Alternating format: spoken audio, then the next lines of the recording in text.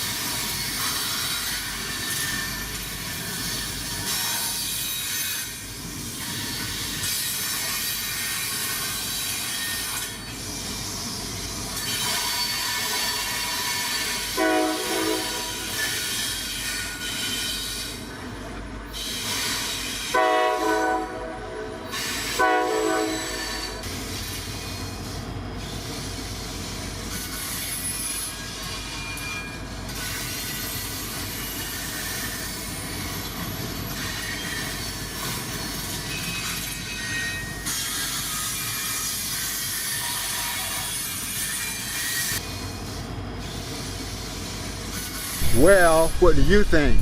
Leave your comments below. And while you're down there, hit the subscribe button, hit the notification button to get all my videos. And of course, if you have ways for me to improve, let me know, because you know I say it all the time. When it comes to photography, no one knows it all. And of course, the more you learn about photography, the more you learn you didn't know. And as always, I want to thank you for coming along with me on my photographic journeys, and I will see you next time.